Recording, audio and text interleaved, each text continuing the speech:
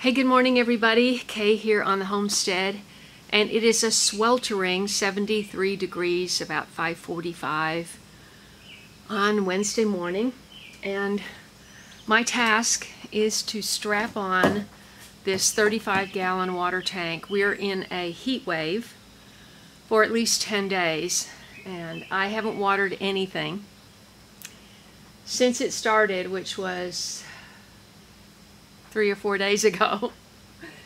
And so I got this last year for watering the lower garden, and so I'm going to get it strapped back on. I'm going to fill it up over here. So I have the water from the cistern pumped back up to the side of the house through a cistern pump, which goes to a pressure switch to a bladder, and that gives me water pressure up at the house. There's no water pressure down below, it's just gravity fed. So it's going to be a lot faster to fill it up here. But I have to be very careful because 35 times 8, I believe, is 280 pounds. And so, plus me, so that's 400 pounds on this little four-wheeler. So I'm going to take it very easy, and you're going to go along for the ride, so stay tuned.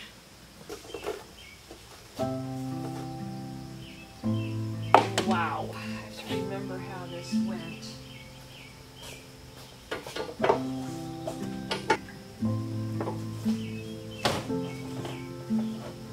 I took it off, so I should be able to figure it out how to put it back on.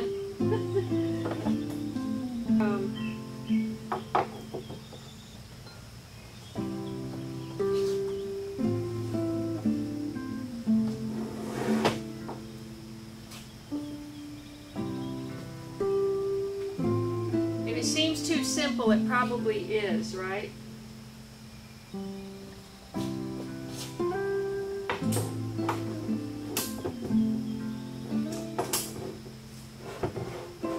Yeah, that was too simple.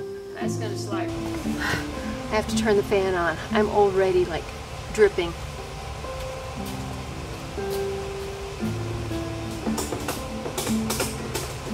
Back in olden days, everything had to be done with ropes, and now we have these fancy straps, tie downs, I think they call them.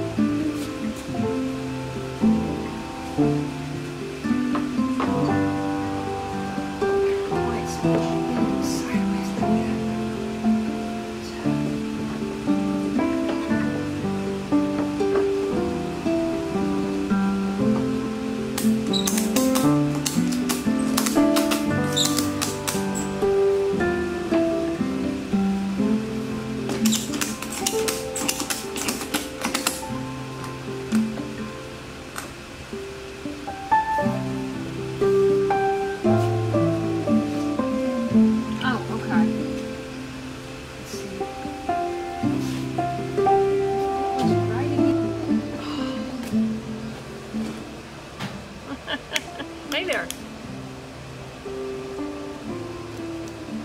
Oh, cold water. All right, let's see if this puppy dog will start.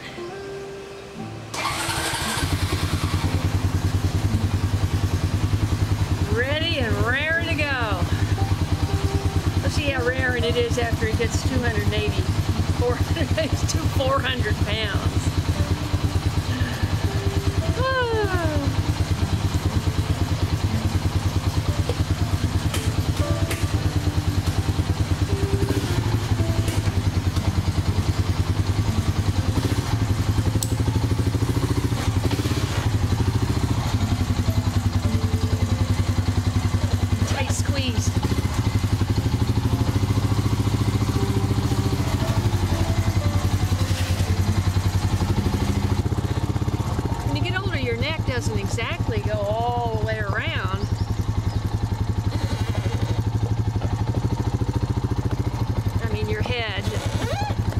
last time I tried to unlock this, it was, oh,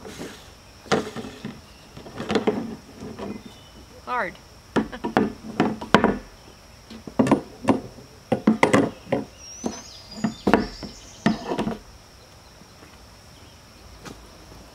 Oh, you know what I forgot was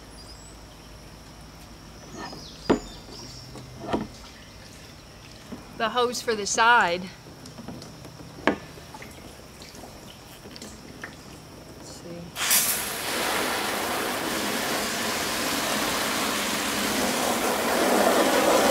See, I got water pressure up here. Hey, go get that mouse! Spot! There's a mouse in there. Get it. No? All right.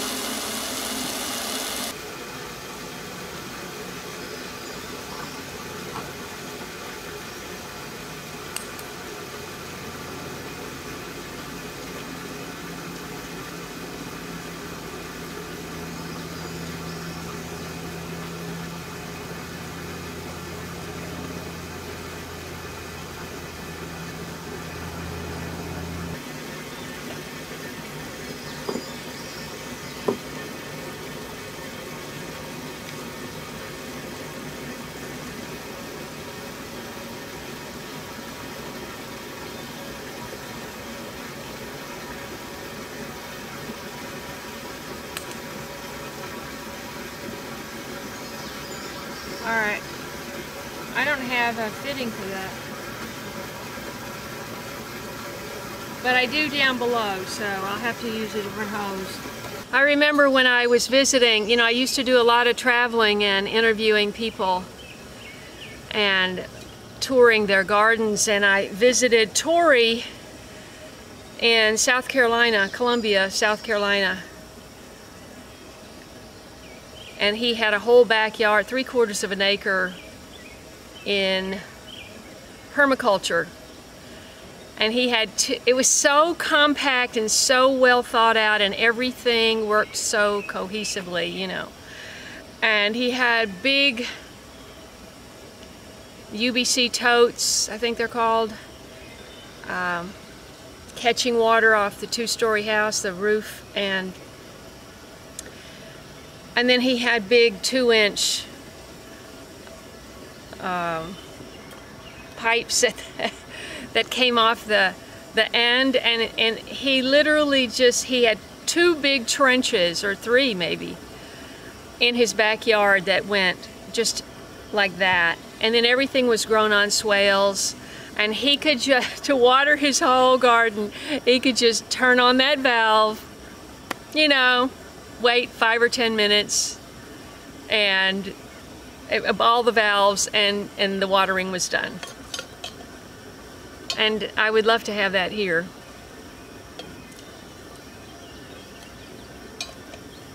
But everything's so spread out because I'm on a hill. The best soil is at the bottom. The cistern is at the top, almost the top. But you deal with what you've got, right?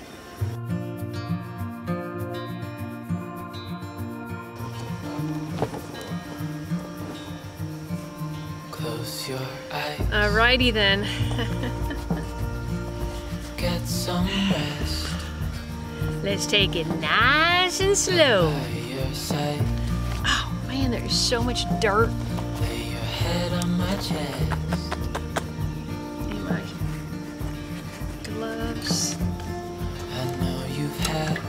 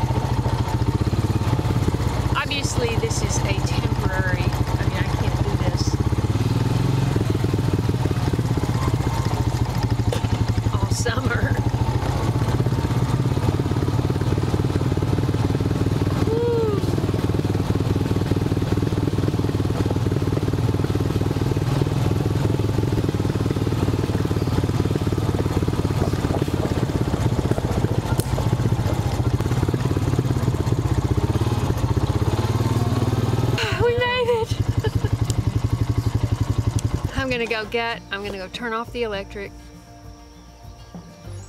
and grab the hose. Oh shoot, parked on the wrong side. I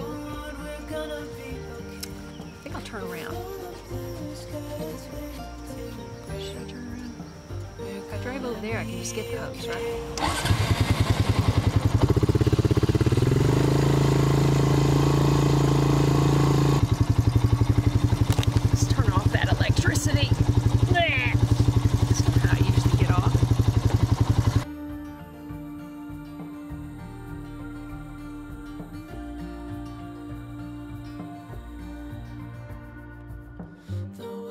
Fall down, it's gonna be okay.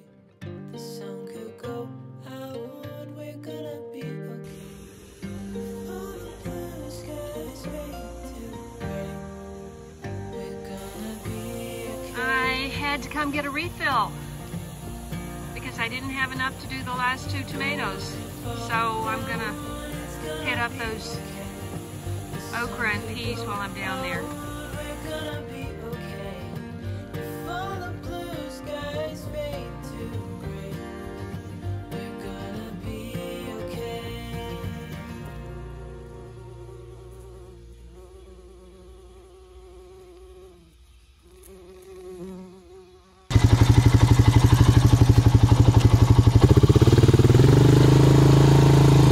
Got a lot more get up and go when it doesn't have 240 pounds on the back.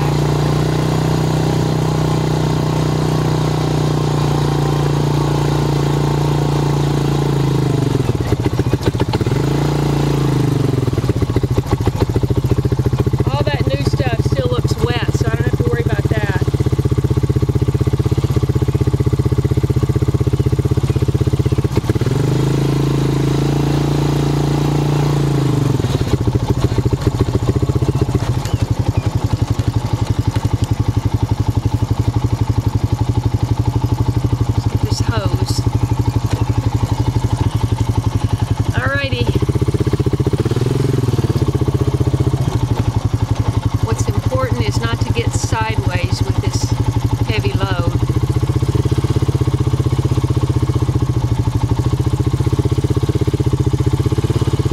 I did it again. I did it again. The thing is on this side. It's a short hose. I need to be facing that way.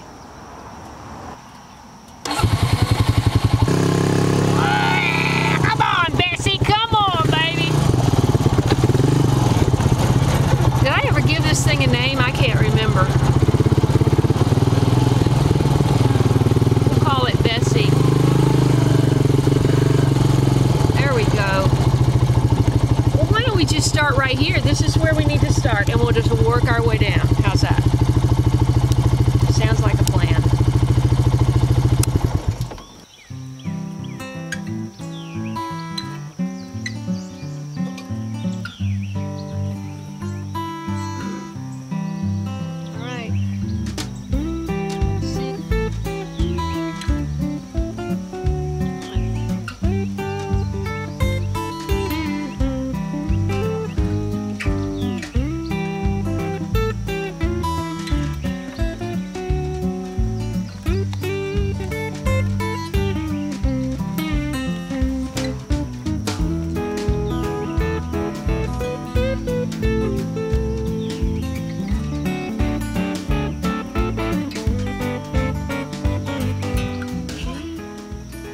Fortunately, all these new seedlings we planted are still very wet.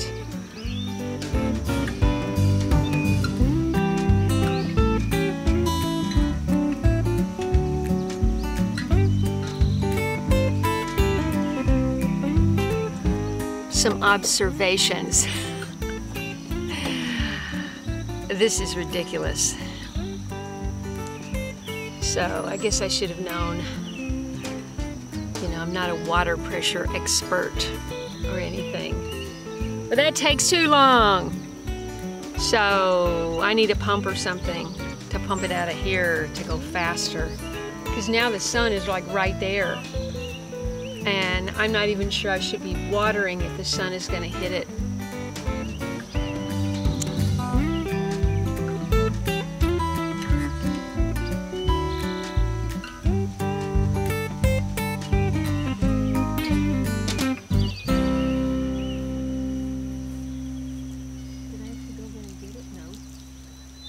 Okay, I am down to about 3 or 4 gallons of water, and all I watered was 2 little rows of peas, about 20 tomato plants. But while I was doing that, I also thinned my previous peas, and I've got bugs. So obviously I should have sprayed them before this heat wave. You know, to be a farmer, you really got to have your eye on the weather all the time. Of course, it changes. You can have a plan and it can change, but you know, I have so much to learn. Anyway, he sent me a text and he said he talked with a buddy of his yesterday who grows produce for some of the high-end restaurants in Nashville area. And he says anything planted previous to hot weather, which all of mine were, except the new little seedlings, that has blooms will not bear fruit or vegetables. The blooms will fall off. Anything planted during this hot weather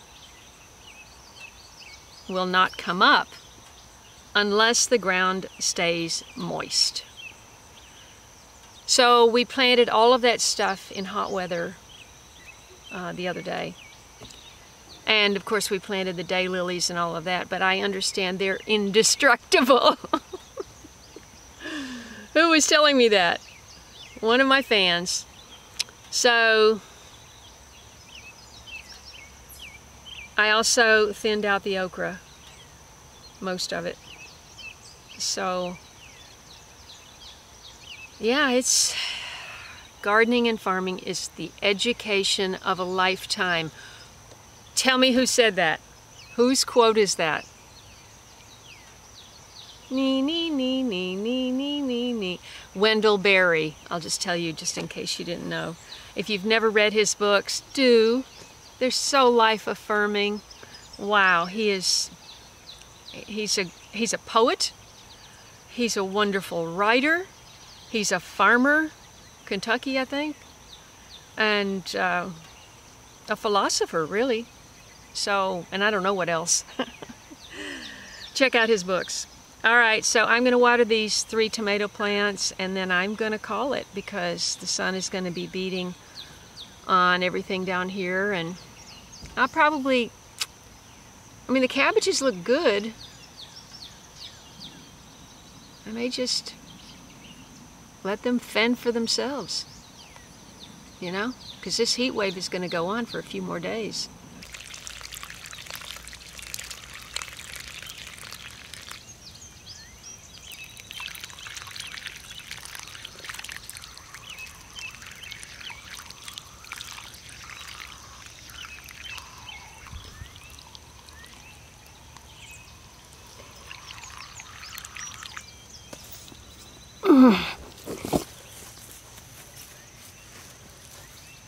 You see, look, you see these roots? Coming way up here. And that's because I packed the side of it with compost. But, gotta get some water in here.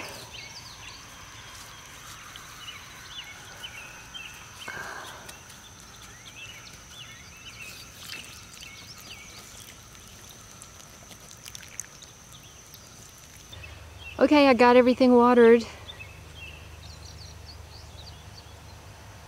And there are 23 plants.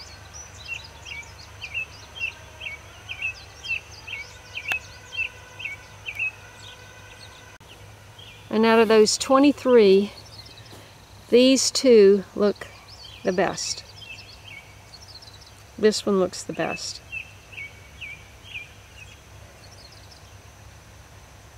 It's got a bloom on it, so I guess that bloom is going to drop in this heat. And you see what the heat does to the leaves. I've cut a lot of those off.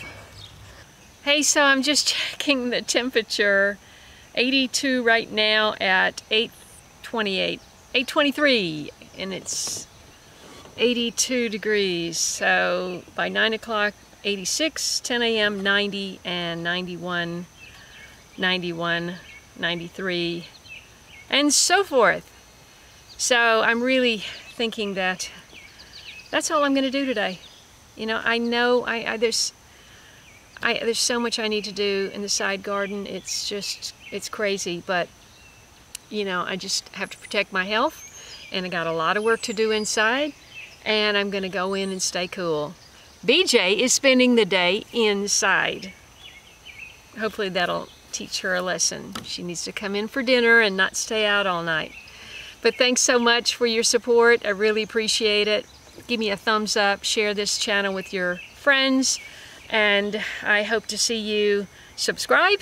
Click the bell for notifications, scroll down and click all so you won't miss anything right here on the homestead, and I'll see you in the next video.